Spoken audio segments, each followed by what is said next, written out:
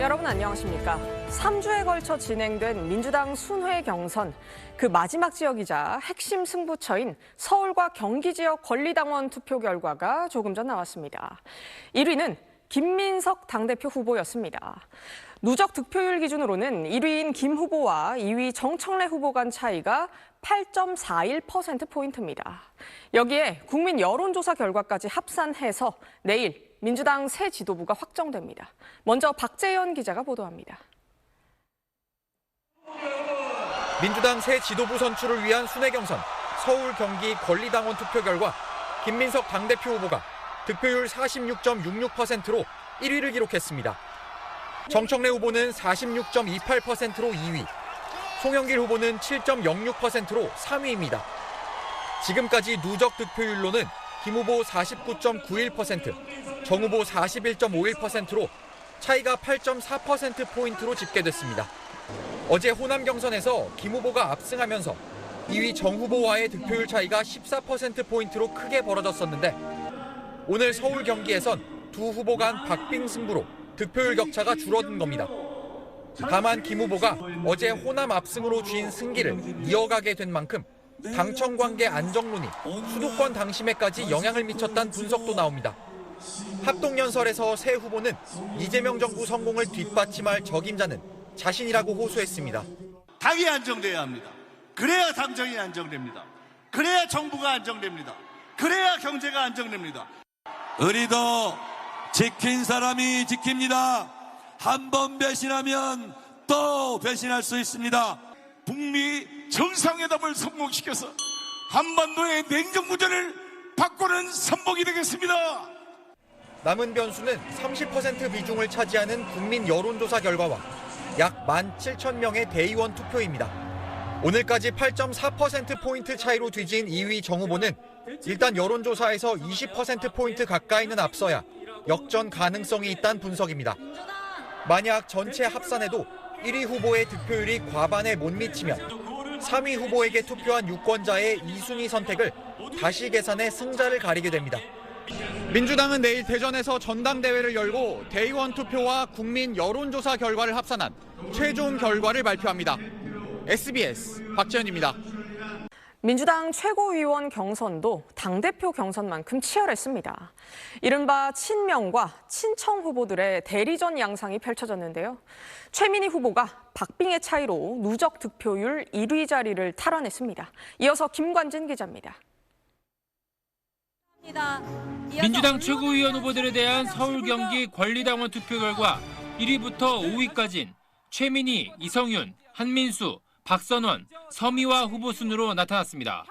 권역별 누적 득표율로는 최민희 후보가 득표율 16.91%로 1위, 박선원 후보가 득표율 16.6%로 0.3%포인트 차로 2위입니다. 지난주까지 친청계 최 후보가 누적 1위였지만 어제 호남 경선을 거치며 친명계 박 후보가 1위로 올라섰는데 서울 경기 결과로 다시 바뀐 겁니다. 최고위원 최종 1위 투표자는 이른바 수석 최고위원으로 불리는 정치적 상징성을 갖게 되는데 최 후보와 박 후보는 전임 정청래 지도부에 대한 평가를 놓고 오늘 후보 연설에서 충돌했습니다. 어느 순간 반명으로 낙인 찍히고 신천지가 되고 붕어 IQ라고 조롱받습니다. 누가 우리를 위태롭게 하고 불안하게 하는 것입니까? 바로 낡은 지도부입니다. 8명 후보 중 5명을 뽑는 만큼 마지막 5위 자리도 명청대전이 치열합니다. 선출직 최고위원 구도가 친명 3명 대 친청 2명이 될지 반대로 친청계가 3대2로 우위를 점할지가 5위 경쟁에 달려 있습니다. 오늘 서울 경기 결과를 반영한 누적 득표 순위는 4, 5, 6위가 친청 이성윤 후보, 친청 한민수 후보, 친명 김용 후보 순으로 집계됐습니다. 지방선거 이후 전임 당대표의 책임의 표와 자기 정치, 이에 편승한 갈라치기. 국무총리 출신 당대표가 엄중 진중 신중만 하다가 제대로 된 계획 한번 못하고 결국 정권을 뺏기지 않았습니까, 여러분? 4위부터 6위까지 누적 득표율 차이가 불과 0.3%포인트로 크지 않고 5위 친청 한 후보와 6위 친명 김 후보의 표차도 2천여 표 차에 불과해 내일 집계되는 여론조사와 대의원 투표 결과가 마지막 변수입니다. 신임 당대표는 지명직 최고위원도 별도로 2명을 임명할 수 있지만 선출직 최고위원의 구성은 정치적 위상이 다른 만큼 당 운영에도 상당한 영향을 미치게 됩니다. SBS 김권진입니다. 연휴 둘째 날인 오늘 전국 곳곳에서 비가 내렸습니다. 특히 2달 넘게 심각한 가뭄이 이어졌던 경남 지역 농민들은 생명과 바꾸는 비가 내렸다며 한숨을 돌렸습니다. 나흘간 계속됐던 국가소방동원령도 해제됐습니다. 장민성 기자입니다. 바닥이 드러났던 저수지에 물이 차오르고 폭염과 가뭄으로 말라있던 밭고랑에 물웅덩이가 생겼습니다. 지난 6월 가뭄 관심 단계에 접어든 뒤 2달 넘게 극심하게 메말랐던 경남 밀양에 모처럼 반가운 비가 내렸습니다. 이번에 좀 이 비가 사람은 생명하고 바꿔주는 이 비라야. 이렇게 가뭄인 적이 있었습니까? 아, 이거 없었지. 내가 지금 67살인데 이런 일이 없었어요. 바짝 말라있던 당근밭에도 굵은 빗줄기가 쏟아집니다. 극한 폭염에 한 달 넘게 비까지 오지 않으면서 애를 태웠던 농민도 한시름 놓았습니다. 비가 너무 안 와가지고 뭐 밤잠 설쳐가면서 좀 답답하긴 했는데 그나마 좀 비가 좀 와줬으니 그나마 좀 다행입니다. 이번 비는 2달 넘게 이어진 전국적 가뭄이 해소되는데 다소 도움이 될 전망입니다.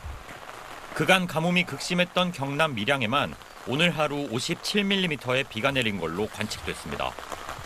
밀양을 비롯해 거제, 의령, 함안, 창녕과 울산 울주군 등 6곳은 그간 농업용수 저수율이 평년 대비 40%에도 못 미쳐 가뭄 심각 단계로 분류됐습니다.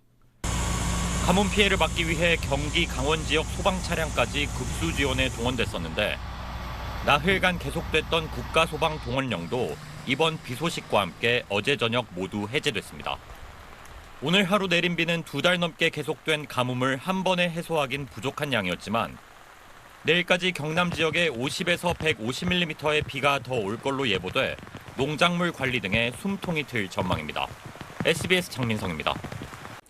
가뭄을 달래줄 단비지만 반대로 비 피해를 입은 지역도 있습니다. 전남 광주 지역엔 폭우가 쏟아지면서 주택과 도로 침수 피해가 잇따랐습니다. 이 소식은 한성희 기자가 전합니다.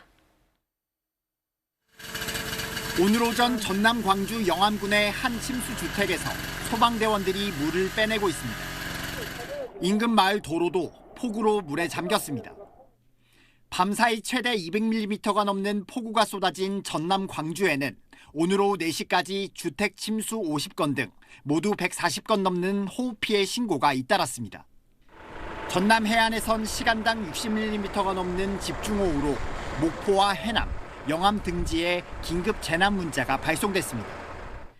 한때 시간당 66.4mm의 기록적인 폭우가 쏟아진 목포에선 집에 물이 차오르는 상황에서 주민 2명이 구조됐고 나주에서도 많은 비에 가로수가 쓰러지고 하수구가 역류하는 등 피해가 속출했습니다. 제주에도 산지를 중심으로 시간당 40mm 안팎의 세찬 비가 내려 한라산 탐방로가 부분 통제되기도 했습니다. 오후 들면서 전라권 내륙은 비가 소강 상태를 보인 곳이 많았지만 경남권 곳곳에는 시간당 50mm 안팎의 강한 비가 내렸습니다. 경남권에 계속 호우특보가 발효 중인 가운데 산림청은 전남 광주와 부산, 울산, 경남의 산사태 위기경보를 관심에서 주의 단계로 높였습니다. 내일도 전국 대부분 지역에 비가 내리겠고 곳곳에서 소나기가 오겠습니다. 예상 강수량은 수도권 5에서 10mm, 강원도 5에서 20mm, 충청권 5에서 30mm, 전라권 5에서 60mm, 경상권 5에서 150mm 이상, 제주도 20에서 100mm 이상입니다. 특히 경상권과 제주를 중심으로 돌풍과 천둥 번개를 동반한 강한 비가 내리는 곳도 있겠습니다. SBS 한성희입니다. 대미 투자 이행을 서두르라는 미국의 압박 속에 김정관 산업통상부 장관이 오늘 다시 미국으로 향했습니다.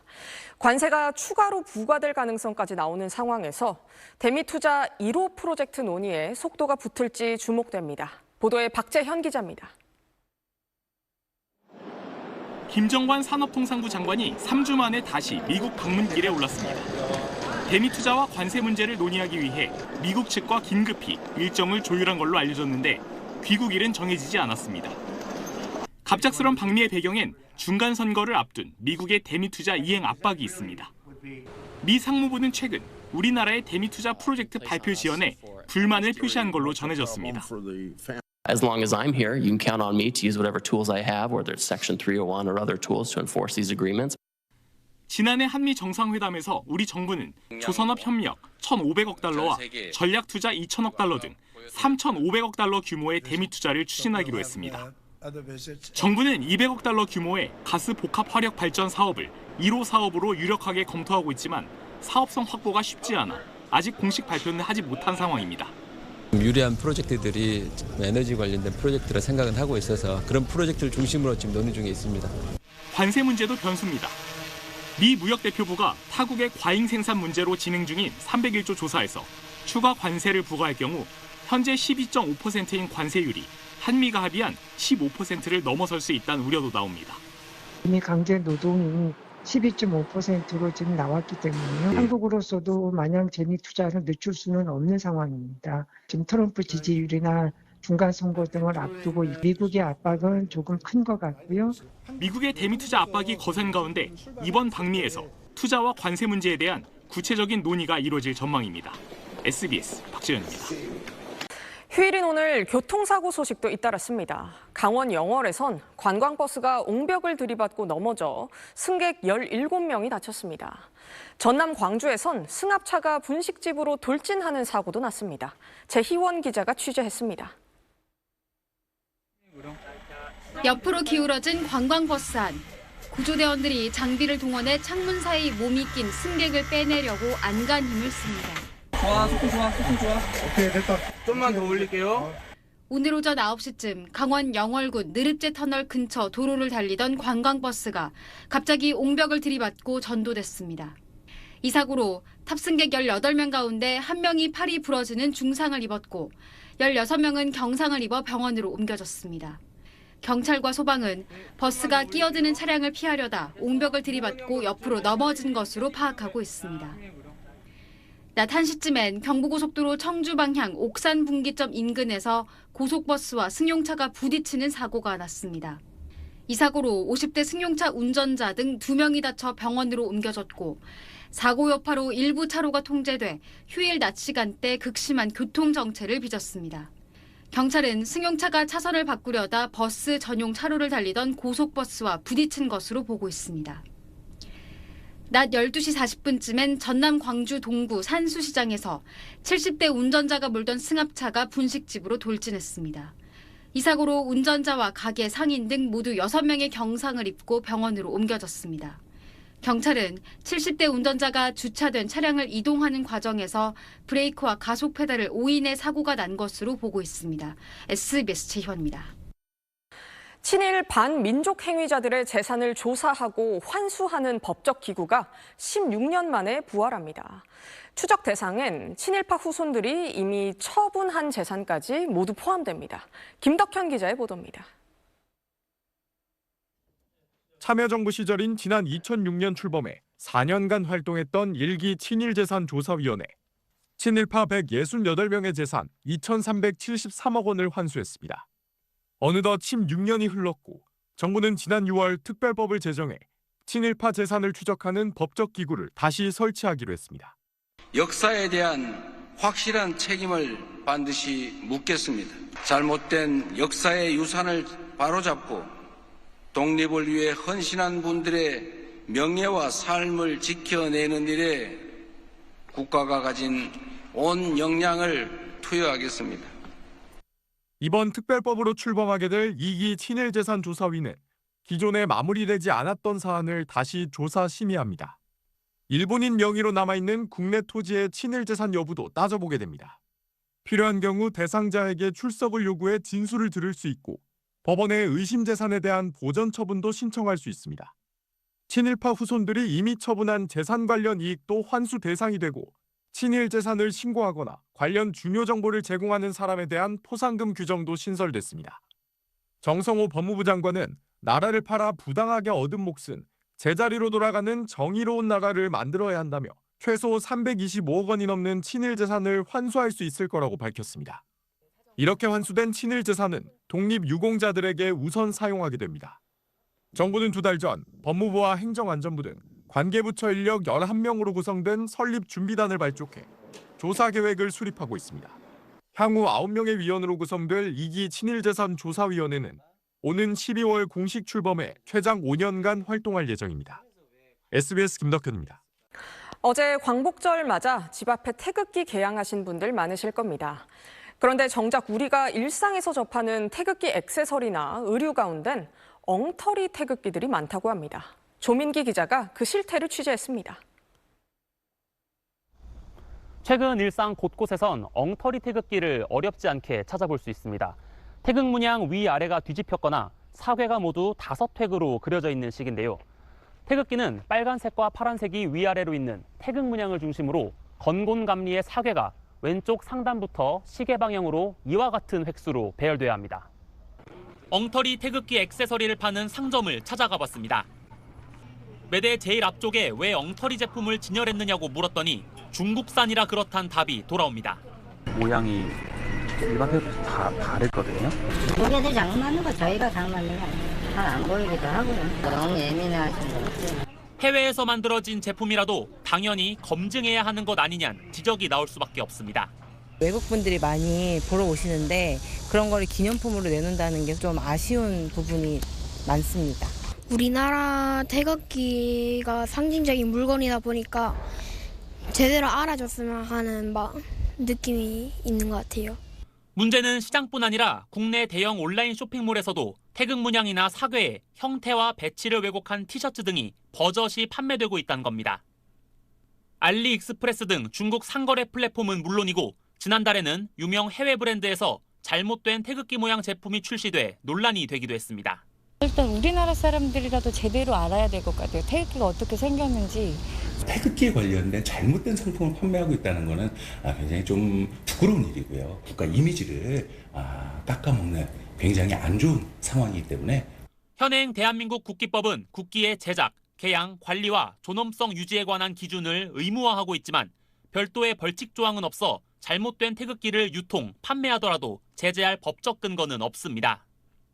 우리나라 상징물에 관한 상품의 경우 국내 제작과 유통 과정을 엄격하게 점검해야 한다는 목소리가 커지고 있습니다. SBS 조민기입니다. 작년에 폐업한 한 쇼핑몰 명의로 3만 건 넘는 피싱 메일이 발송됐습니다. 알고 보니 해커가 보낸 메일이었습니다. 폐업 후에도 그대로 남아있던 고객 정보들이 탈취된 건데 고객들에겐 안내조차 없었습니다. 최승훈 기자입니다. 서울 도봉구에 사는 김용빈 씨는 지난달 19일 넷플릭스 멤버십을 재활성화하라는 이메일을 받았습니다. 결제에 문제가 생겼다면서 멤버십을 다시 시작하려면 버튼을 누르라는 내용이었습니다. 하지만 발신 주소는 넷플릭스가 아니라 펀샵. CJ E&M의 자회사가 운영하다가 지난해 3월 이미 영업을 종료한 온라인 쇼핑몰이었습니다. 펀샵이 문을 닫았는데 왜 나한테 메일을 보내지? 또 다르게 영업을 하지 않았을까? 그래가지고 들어가 봤더니 사용자 데이터를 완전히 삭제를 했다는 거예요. CJ 측의 자체 조사 결과 펀샵의 광고 이메일 발송을 맡았던 마케팅 대행사 에피어의 담당자 이메일 계정이 해커에게 탈취된 것으로 파악됐습니다. 마케팅 계약이 끝난 지 2년이 지났고 담당자도 퇴사했지만 계정에는 고객 이메일 배포 목록 2개가 남아있었던 겁니다. 해커는 이 목록을 이용해 3만 건 넘는 피싱 이메일을 발송했습니다.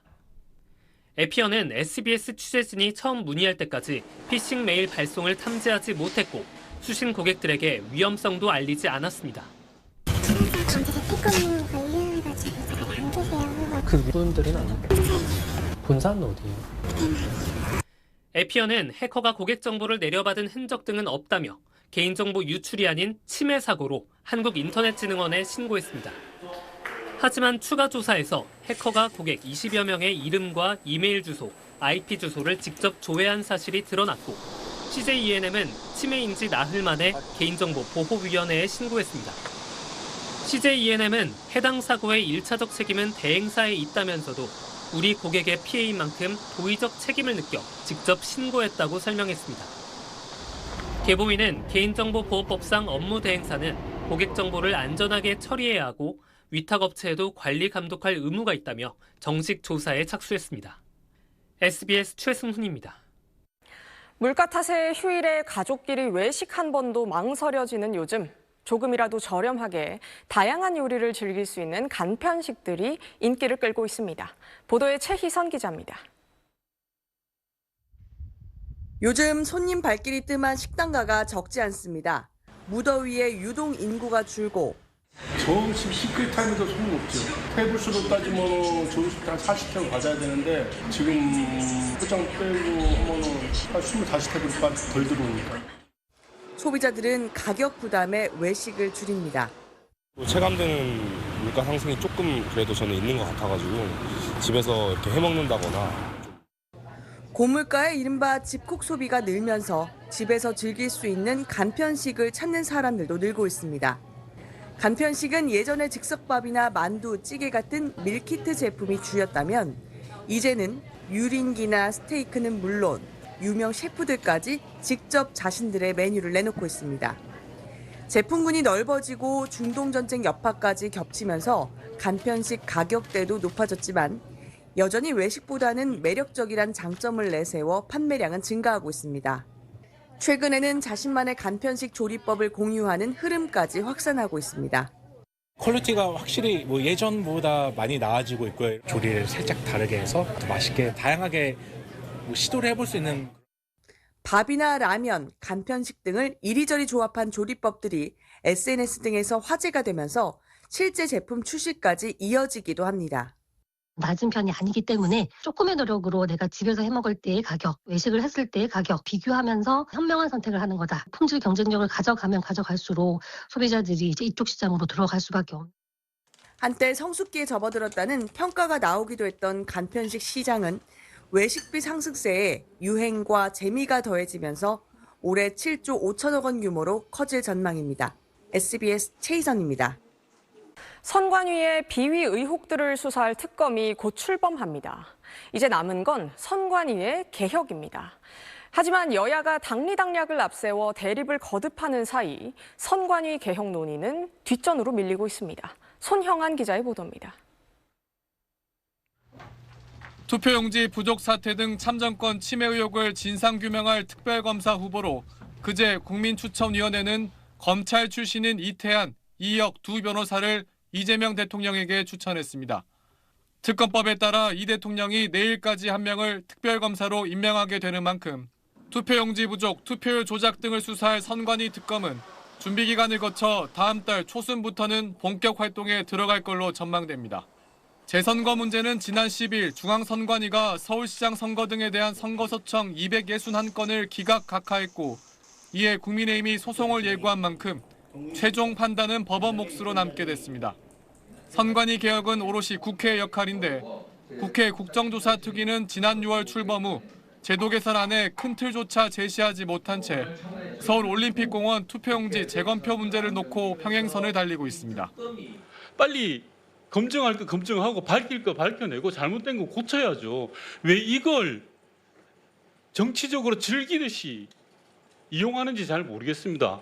투표함들을 다 건드려서 꺼내야 되는데 수사기관처럼 엄밀하게 무결성이나 증거 위험을 막아가면서 그렇게 할 수 있겠는가라는 문제가 생기고요. 지난 6월만 해도 무너진 선거관리 시스템 개선을 위해 선관위원장 상근제 도입과 외부 감시와 견제 강화 등 해체 수준의 개혁안이 필요하다는 목소리가 잇따랐지만 지금은 뒷전으로 밀린 겁니다.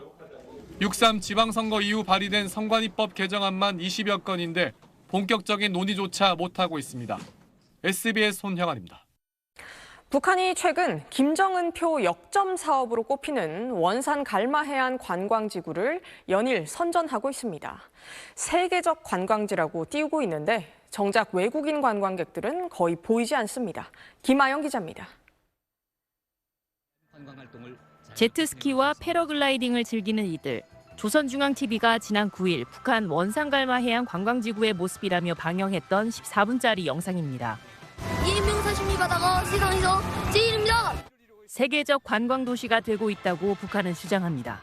원산갈마 해안 관광지구는 그 어디도 비길 수 없는 세계적인 해안 관광도시로 되고 있습니다.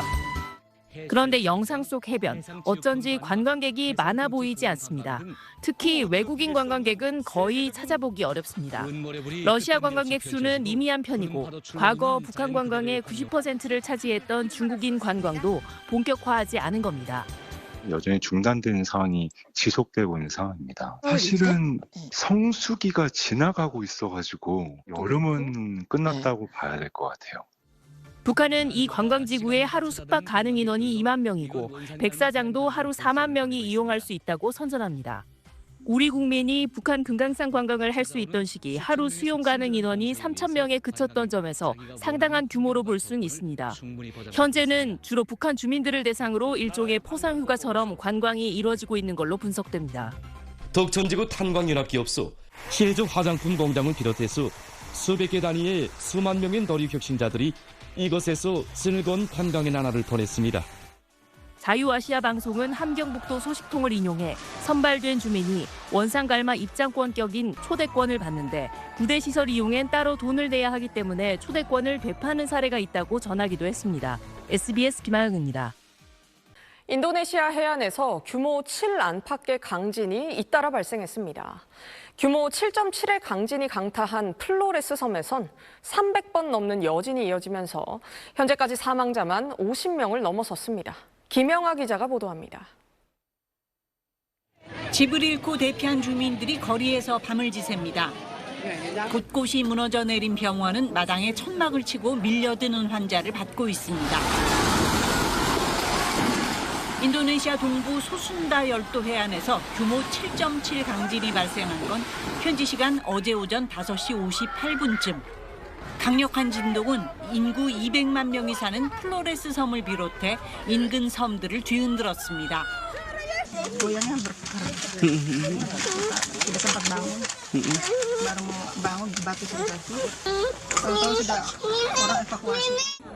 지진 발생 직후 최고 1.6m 높이의 쓰나미까지 해안 곳곳을 덮쳤습니다. 오늘까지 최고 규모 6.2에 달하는 여진이 340여 차례 이어지고 있습니다. 인도네시아 정부는 이번 지진으로 현재까지 플로레스 섬에서만 51명이 숨지고 110여 명이 다쳤다고 밝혔습니다. 주택 1,300여 채가 파손돼 5천 명 넘는 주민이 대피했고 학교와 병원 등 공공시설도 100여 곳이 무너졌습니다. 밤샘 수색 작업을 벌였지만 매몰된 주민들이 많아 사망자 수가 늘어날 것으로 보인다고 당국은 밝혔습니다. 산사태로 섬을 관통하는 도로가 끊겨 일부 산간 마을은 구조대의 접근조차 어려운 상태입니다. Dari pemerintah tidak ada. Belum ada. Ini evakuasi mandiri. Evakuasi mandiri.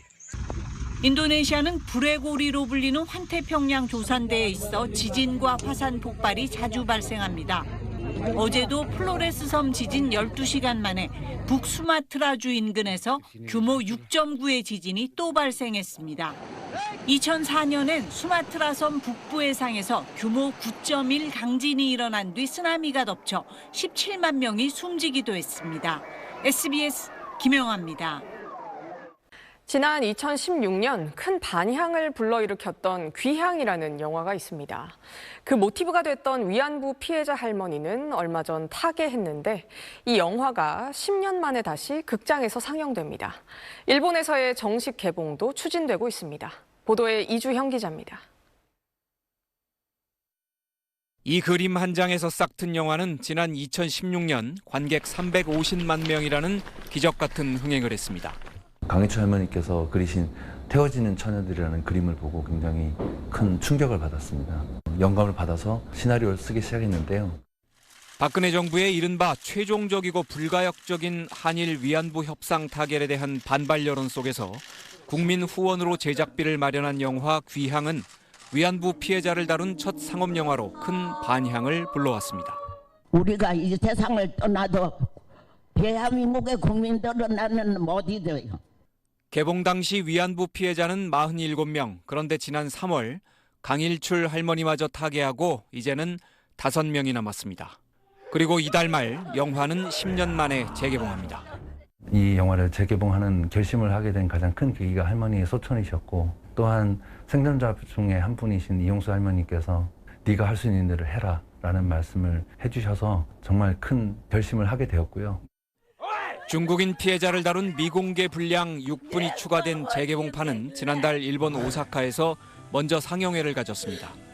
단 하루 3회차 열린 상영회에 제1교포는 물론 일본인들까지 약 200명의 관객이 찾았습니다. この苦しいしんどいことをみんなが知らないといけないなって思いました。昔日本がこんなことをしたあんなことをしたってことを知って今を生きてほしいと思います。 10년 전 첫 일본 상영회 때 극우의 위협으로 정식 개봉하지 못했던 귀향은 이번에는 정식 개봉 제의를 받아 일본 극장 측과 협의 중이라고 감독은 밝혔습니다.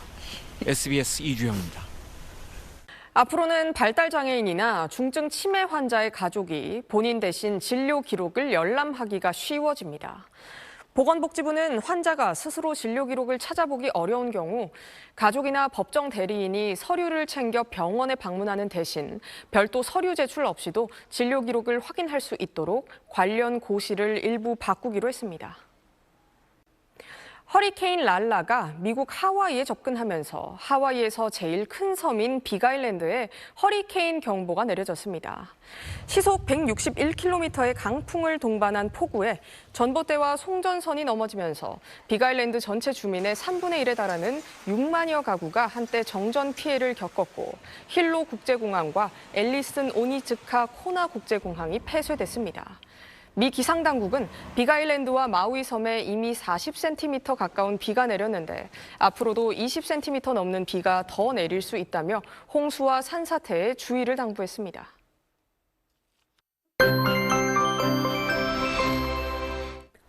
광복절 연휴인 오늘 서해상에서 북동쪽으로 이동하는 저기압의 영향으로 전국에 비가 내렸습니다. 가뭄이 심했던 남부지방에선 기다리던 비 소식이지만 양이 많아 문제인데요. 내일까지 경남 남해안 지역에 150mm 이상, 경남 동부 내륙과 제주 산간 지역에 100mm 이상, 경북 남부 동해안에도 80mm 이상의 폭우가 집중되겠고요. 서울에는 5에서 10mm의 비가 예상됩니다. 내일 오전까지 영남 지역에는 시간당 20에서 50mm 안팎의 매우 세찬 비가 쏟아질 때 있어 비 피해 없도록 각별한 주의가 필요하겠습니다. 영남과 제주 지역의 비는 내일 밤까지 이어지겠고요. 그 밖의 지역은 내일 오전 중이면 비가 대부분 마무리될 텐데요. 비가 그친다 하더라도 서쪽 지역을 중심으로는 요란한 소나기가 쏟아질 때 있겠습니다. 내일 남부와 제주 지역에서 바람이 강하게 불어들겠습니다. 해상을 중심으로 물결이 높게 일겠습니다. 내일 아침 서울의 기온 24도, 대구가 23도에서 출발하겠고요. 낮 기온은 서울 30도, 대구 28도로 오늘과 비슷하겠습니다. 수요일부터는 다시 전국 하늘 대체로 맑게 드러나겠습니다. 날씨였습니다. 오늘 준비한 소식은 여기까지입니다. 8시 뉴스 마칩니다. 고맙습니다.